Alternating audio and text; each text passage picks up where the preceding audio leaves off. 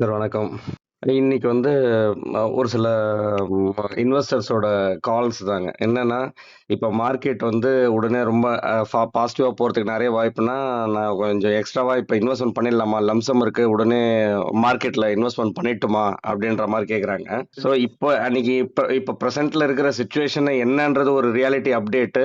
யாராவது இன்வெஸ்ட்மென்ட் இப்ப மியூச்சுவல் ஃபண்ட்ஸ்ல பண்றதுனாலும் எப்படி நம்மளோட ஸ்ட்ராட்டஜி எப்படி வச்சுக்கலாம்? இது பாஸ்ட்ல எப்படி நடந்திருக்கு? அத எப்படி புரிஞ்சுக்கலான்றது ரியாலிட்டி நம்ம கொஞ்சம் அண்டர்ஸ்டாண்ட் பண்ணிக்கிறதுக்கு யூஸ்ஃபுல்லா இருக்கும்ன்றங்க.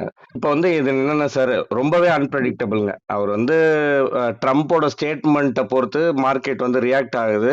இப்ப நாளைக்கு அவர் எப்படி சொல்லுவாரோ அதுக்கேத்த மாதிரி ஏன்னா மார்க்கெட்டுக்கு தெரிஞ்ச விஷயத்த தான் அது டைஜஸ்ட் பண்ண முடியும். தெரியாத விஷயத்துக்கு வந்து அதுக்கு வந்து இட் வில் டேக் டைம். ஏன்னா அது மார்க்கெட் பிடிக்காததே வந்து பாத்தீங்கன்னா அன்சர்டனிட்டி தான். ஸோ இது ஆனா வந்து இது எல்லாமே வந்து என்னன்னா அவரோட ஸ்டேட்மெண்ட் வந்து இப்போ ஒரு ஃபிளிப் அவர் அடிச்சதுக்கு ரீசனே வந்து என்னன்னா நிறைய பேக் ஃபயர் ஆக போறது யூஎஸ்க்கு தாங்க மெயினா. ஸோ அதனால நம்ம வந்து இப்போதைக்கு அந்த 3 months திங்க் பண்ண வேண்டாம். நாளைக்கு என்ன நடக்க போகுதுன்னு நமக்கு மட்டும் இல்லைங்க, யாருக்குமே தெரியாது ஆக்சுவலி. அதுதான் ரியாலிட்டிங்க. அதே மாதிரி தான் எப்படி அந்த கோவிடுக்கு முன்னாடி கரோனா சுச்சுவேஷன் நமக்கு வந்து அதை எக்ஸ்பெக்ட் பண்ணல இல்லைங்களா? இந்த மாதிரி விஷயம் வந்து மார்க்கெட் வந்து ரியாக்ட் ஆகும். இப்போ இல்லைங்க, அடுத்த வாரமே இல்ல அதுக்கு அடுத்த வாரமே ஏதாவது ஒரு நியூஸ் வந்து எக்ஸ்பெக்ட் பண்ணாத ஒரு நியூஸுக்கு அது ரியாக்ட் ஆகும். நம்ம ஆஸ் அ இன்வெஸ்டரா என்ன பார்க்கணும், பாஸ்ட்ல என்னென்னலாம் நடந்திருக்கு அப்படின்றதுக்கு தான் டேட்டாஸ் எடுத்து வந்திருக்கேன். இதுல வந்து நீங்க ஏப்ரல் 2001ல இருந்து 2025 இது வரைக்கும் பாருங்க. எப்பப்பெல்லாம் மார்க்கெட் நிஃப்டி கரெக்ஷன் ஆச்சுங்களோ, அதாவது ஏப்ரல் 1ல பாருங்க -18% போயிருக்கு. செப்டம்பர் 2001ல -22% போயிருக்கு. அதுக்கு அடுத்தது 2008 கிரைசிஸ்ல பாருங்க நவம்பர் 2008ல -37% போயிருக்கு. இந்த மாதிரி பாஸ்ட்ல இருக்கிற நிஃப்டி கரெக்ஷன்ல பெரிய பெரிய கரெக்ஷன்ல எல்லாம் வந்து பாத்தீங்கன்னா நோட்டபிளா வந்து 3 months நெகட்டிவ் ரிட்டர்ன்ஸ் இருந்திருக்குங்க. மந்த்லி பாத்தீங்கன்னா 3 months 4 months மோஸ்ட்லி பாத்தீங்க எல்லாமே நீங்க 3 months தான் பார்க்க முடியும். அப் டு நீங்க வந்து 2022 இதுதான் ஃபர்ஸ்ட் டைம் வந்து ஹிஸ்டாரிக்கலி 5 months கன்சிக்யூட்டிவா நெகட்டிவ் ரிட்டர்ன்ஸ் மந்த்லி ரிட்டர்ன்ஸ் பார்த்ததுங்க. நம்பர் ஒன் இது நம்ம புரிஞ்சுக்கிறதுக்கு மார்க்கெட்டை. ரெண்டாவது வந்து முன்னாடி நடந்த எல்லாத்துலயுமே மீடியம் டேர்ம் லாங் டேர்ம் அப்படின்னு நீங்க வியூ பாத்தீங்கன்னா ஒரு 3 years மீடியம் டேர்ம் நம்ம கன்சிடர் பண்றோம். 5 years லாங் டேர்ம் நீங்க பாத்தீங்கன்னா அந்த கிரீன்ல இருக்கிறது பாருங்க லாங் டேர்ம். ஒரு 5 years வியூல பாத்தீங்கன்னா எக்ஸ்ட்ராடினரி ரிட்டர்ன்ஸ் பவுன்ஸ் பேக் கொடுத்துருக்குங்க மார்க்கெட். அதனால நம்ம என்னன்னா நாளைக்கு என்னன்றது நமக்கு தெரியாது, நம்ம கண்ட்ரோல் இல்லாததை பத்தி வரி பண்றதை விட இதெல்லாம் இப்ப பிரசண்டா நடக்கிற அன்சர்டனிட்டி தான் ஆப்பர்ச்சுனிட்டி. இதுக்கப்புறம் மார்க்கெட் வந்து ஒரு மீடியம் லாங் டேர்ம் அதாவது 3 years 5 years டைம்ல வந்து நல்லா பெர்ஃபார்ம் பண்ணிருக்குன்றதுக்கு தான் இந்த சார்ட்டுங்க. அதுக்கு அடுத்தது வந்து நம்ம புரிஞ்சுக்கிறது வந்து ஃபர்ஸ்ட் நம்மளோட இந்தியன் எக்கனாமியோட சைஸ் 1 trillion நம்ம தொட்டதுக்கு வந்து 60 வருஷம் ஆச்சுங்க. அது ஃபினான்ஷியல் 2008 ஃபர்ஸ்ட் 2008ல தொட்டோம். அடுத்தது செகண்ட் ட்ரில்லியன் பாருங்க 7 years எடுத்தது. தேர்ட் ட்ரில்லியன் நம்ம தொடர்றதுக்கு அடுத்தது ஒரு 7 years. இப்போ எக்ஸ்பெக்டட் வந்து அடுத்த 2 yearsல 5 trillion பை 2027. 2029ல வந்து 6 trillion. அதாவது நம்ம வந்து third position world biggest economy third position போறதுக்கான நிறைய வாய்ப்பு இருக்கு பை 2029 தேர்ட் பொசிஷன் போறதுக்குங்க. அதுக்கு அடுத்தது இந்த ஆப்பர்ச்சுனிட்டி நம்ம மிஸ் பண்ணக்கூடாதுன்றது தான் இந்த ஃபோர்காஸ்டிங். ஏன்னா இந்த லியோ நீங்க பவர் ஆஃப் காம்பவுண்ட் நீங்க பாக்குறீங்க. நீங்க இது மாதிரி தான் நம்மளோட வெல்த்துங்களும் ஸ்டார்டிங்ல வந்து இட் வில் டேக் லாங்கர் டைம்ங்க.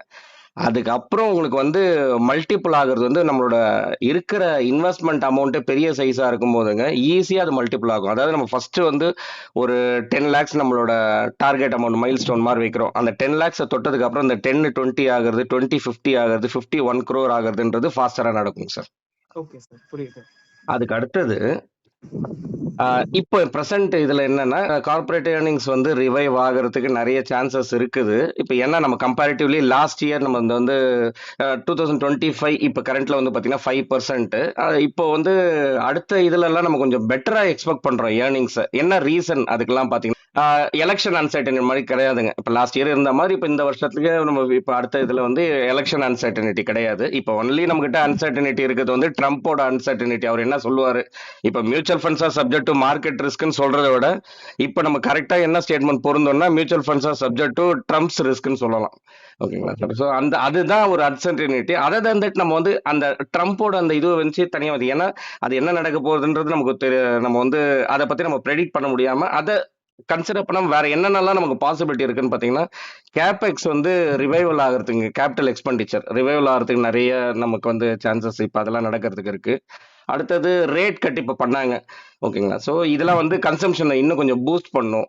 அப்போ க்ரூட் ஆயில் ப்ரைஸஸ் சாஃப்டன் ஆகிறதுலாம் வந்து நமக்கு வந்து அட்வான்டேஜ். ஆல்ரெடி இன்ஃப்ளேஷன் நமக்கு வந்து கண்ட்ரோலில் இருக்கு நம்ம கண்ட்ரிலங்க. மானிட்டரி பாலிசி ரொம்ப ஸ்ட்ராங்காக இருக்கு. இந்தியா வந்து ஸ்ட்ரக்சரலி ரொம்பவே ஸ்ட்ராங்காக இருக்கு. அதுக்கு அடுத்தது வந்து இது காமனா எல்லாரும் கேட்குற கொஸ்டின். இப்போ எனக்கு வர்ற கால்ஸ்ல எல்லாம் கூட இந்த எஃப்ஐஐ டாபிக் ஒரு பெரிய டாபிக்கா இருக்குங்க.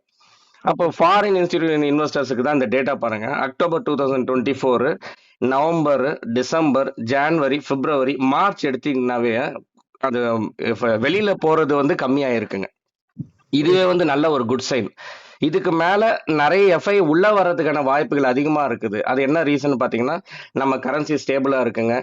அதுக்கப்புறம் வந்து ட்ரேட் டீல்ஸ், அதாவது இப்போ மற்ற கண்ட்ரி இப்போ வந்து சைனா ரீட்டாலியேட் பண்றாங்க. அப்போ இந்த யூஎஸ் இவரு ட்ரம்ப் அவர் போடுற டேரிஃப்க்கு அவருக்கும் நடக்கிற இந்த 2 பேருக்கு நடக்கிற ட்ரேட் வார் இல்லைங்க. அப்போ நமக்கு ஆப்பர்ச்சுனிட்டி இங்கே அதிகமாக இருக்கு. வெளியில எஃப்ஐஐஸ் பாயிண்ட் ஆஃப் வியூலையும் பார்த்தீங்கன்னா அவங்க எந்த கண்ட்ரி பக்கம் போகலான்ற போது எமர்ஜிங் கண்ட்ரியில் பார்த்தீங்கன்னா இந்தியா கொஞ்சம் பெட்டர் பொசிஷன்ல இருக்கு. ஸோ அதனால இங்கே நமக்கு வர்றதுக்கு நிறைய சான்சஸ் இருக்கு. 2. மூணாவது வந்து பாத்தீங்கன்னா இப்போ ஓரளவுக்கு ஃபேவரபிளான வேல்யூவேஷன், லார்ஜ் கேப் நல்ல வேல்யூவேஷன்ல இருக்கு. மிட் கேப் ஸ்மால் கேப் கூட முன்னாடி ஹைல இருந்து ஓரளவுக்கு ரீசன் பிரீமியம்ல தான் இருக்குது. பட் ஸ்டில் இது கன்சிடரபிள் வேல்யூவேஷனுங்க. அடுத்தது எக்கனாமிக் growth நம்ம லாஸ்ட் 2 ஸ்லைட்ஸ்ல டிஸ்கஸ் பண்ணதுதான். நல்ல ஒரு ஃபோர்காஸ்ட் இருக்கு. ஈசிங் இன்ஃப்ளேஷன், நமக்கு இன்ஃப்ளேஷன் பெட்டரான பொசிஷன்ல இருக்கிறதுனால எஃப்ஐஐஸ் நம்ம கண்ட்ரியை சூஸ் பண்றதுக்கு அதிக சான்சஸ் இருக்குங்க. அப்பார்ட் ஃப்ரம் எஃப்ஐஐஸ், ஏன்னா இது நம்ம கண்ட்ரோல்ல கிடையாதுங்க. எஃப்ஐஐ அவங்களுக்கு வந்து இந்தியாக்குள்ள வர்றதை சூஸ் பண்றது பண்ணாதது அவங்களோட விருப்பம். அது வந்து எப்படி பொசிஷனுக்கு ஏற்ற மாதிரி வருவாங்க. நம்ம வந்து டிஐயோட பொசிஷனை பார்த்தீங்கன்னா தெரியும். ஏப்ரல் 2023 இருந்து இந்த டேட்டாங்க பிப்ரவரி 2025 வரைக்கும். ஏப்ரல் 2025ல வந்து 13,000 crores இருந்ததுங்க. 2025ல பார்த்தீங்கன்னா 26,000 crores, நியர்லி வந்து டிஐயோட இன்ஃப்ளோவே டபுள் ஆயிருக்குங்க. அதுக்கு அடுத்தது வந்து இந்த டேட்டா வந்து ரொம்ப இம்பார்ட்டன்ட் சார். இது வந்து எப்படின்னா நம்ம வந்து மார்க்கெட் எப்படி அண்டர்ஸ்டாண்ட் பண்ணிக்கலாம், பாஸ்ட்ல என்ன நடந்திருக்கு. அதுல வந்து பாஸ்டோட ஹிஸ்டாரிக்கல் டேட்டாவை நீங்க எடுத்து பாத்தீங்கன்னா நிஃப்டி 500ல 50% ஆஃப் த ஸ்டாக்ஸ் வந்து 50% ஃப்ரம் த பீக் விழுந்திருந்ததுன்னா, அதுதான் நீங்க வந்து அந்த லாஸ்ட் பேராகிராஃப்ல பாருங்க, ஹிஸ்டரி டெல்ஸ்னு போட்டிருக்கீங்களா, இந்த பியர் மார்க்கெட்னு போட்டு. ஸோ அதுல வந்து 50% ஆஃப் த என்எஸ்சி 500, அதாவது 500 ஸ்டாக்ஸ் வந்து 50% மேல அந்த பீக்ல இருந்து விழுந்திருந்தா நல்ல ஒரு பையிங் ஆப்பர்ச்சுனிட்டிஸ் இருக்குன்றது தான் ஹிஸ்டாரிக்கலா இருக்கிற டேட்டாங்க. இப்ப பிரசண்டா இருக்கிறதுல என்ன நம்மளோட இதுன்னு பாருங்க. இந்த ஆரஞ்சு கலர் வந்து 2008 கிரைசிஸ், அதுக்கு அடுத்தது அந்த கோவிட் டைம்ல இருந்ததுதான் கிரீன். அதெல்லாம் பாருங்க 89% விழுந்திருக்கு, 55% விழுந்திருக்கு. இதெல்லாம் வந்து நமக்கு வந்து நல்ல ஒரு ஆப்பர்ச்சுனிட்டி இருந்ததுங்களா. ஆனா நம்ம இப்ப விழுந்தது வந்து பாத்தீங்கன்னா 12% தான். இப்போ இதுல என்னன்னா, நம்ம ஆஸ் இன்வெஸ்டரா இப்ப ஒருத்தர் கேட்டாருன்னு சொன்னா இல்லைங்களா, இப்ப ஃபர்ஸ்ட் நான் லம்சம் எடுத்து போட்டுட்டோமான்னு. நமக்கு வந்து என்னன்னா, இந்த டைம்ல நீங்க வந்து லம்சம் போட்டுட்டு அதுக்கு அடுத்தது ஃபால் ஆச்சுன்னா நம்மளால வந்து அதனால நம்மளால டைஜஸ்ட் பண்ணிக்க முடியாது. ஸோ பெட்டர் வந்து ஸ்டாகர் பண்ணிட்டு 3 to 6 மந்த்ஸ்க்கு ஸ்டாகர் பண்ணி போடுறது அட்வைசபிள். ஏன்னா இப்ப நம்ம 12% விழுந்திருக்கோம் இல்லைங்களா. ஹிஸ்டாரிக்கலா நம்ம முன்னாடி இருந்த கிரைசிஸ்ல எல்லாம் பார்க்கும்போது இதோட அதிகமாவே விழுந்திருக்கு. அதனால இப்பத்துல இருந்து கண்டிப்பா விழுன்றது சொல்ல வரலைங்க. ஏன்னா இப்ப நம்ம டிஐயோட இன்ஃப்ளோவும் நமக்கு வந்து அதிகமா இருக்கிறதுனால அதுக்கான ரிசல்ட்டா கூட இருக்கலாம் இது. பட் ஸ்டில் நம்ம ஒரு காஷனரி வியூ இருக்கணும்ன்றது தான் நம்ம இந்த சார்ட்ல நம்ம புரிஞ்சுக்க வேணுங்க. Okay sir. ஓகே. அதுக்கு அடுத்தது லாஸ்ட் சார்ட் சார். இதுல வந்து என்னன்னா why falling less is important. இப்போ நம்ம வந்து கன்சிடரபிளா இந்த ஒரு சினாரியோலையாவது இருக்கிற இன்வெஸ்டர் வந்து ஸ்டாக்ல டைரக்டா எடுக்கிற எக்ஸ்போஷரை வந்து கம்மி பண்ணிக்கலாங்க. ஏன்னா விழுந்ததுன்னா அந்த ஒரு புல் மார்க்கெட்ல போகும்போது எல்லா ஸ்டாக்ஸும் நல்லா பெர்ஃபார்ம் பண்ணிருக்கோம். லாஸ்ட் 4 இயர்ஸ் பாத்தீங்கன்னா எல்லாருக்குமே நல்ல ஒரு ரிட்டர்ன்ஸ் கொடுத்துருக்கும்.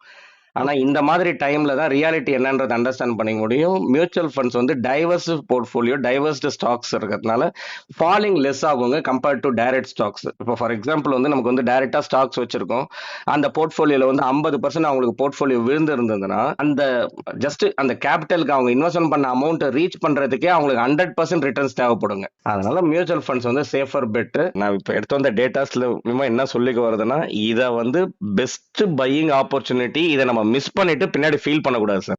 Okay sir. Okay. Okay sir, இதோட நம்ம இந்த வீடியோட எண்டுக்கு வந்தாச்சுங்க. ஓகே சார், இன்னொரு இன்ட்ரெஸ்டிங்கான வீடியோல திரும்ப வந்து உங்களை ரீச் பண்றேன். கண்டிப்பா சார். ஓகேங்க. இது வரைக்கும் நம்ம வியூவர்ஸ் இது வரைக்கும் நம்மள கண்டென்ட்லாம் பார்த்துட்டு சப்ஸ்கிரைப் பண்ணாதவங்க சப்ஸ்கிரைப் பண்ணிக்கலாம். நம்மளோட டெலகிராம் சேனலும் ஆக்டிவா இருக்குங்க சார். அதில் நிறைய மியூச்சுவல் ஃபண்ட்ஸ் ரிலேட்டட் இன்ஃபர்மேஷன்ஸ்லாம் ஷேர் பண்றோம். அதுலயும் நம்ம டிஸ்கிரிப்ஷன்ல ஆட் பண்றோம், அதுலயும் ஜாயின் பண்ணிக்கலாம் சார். இன்னொரு இன்ட்ரெஸ்டிங்கான கண்டென்ட்ல உங்களை திரும்ப வந்து ரீச் பண்றேன். ரொம்ப நன்றி சார். நன்றி சார்.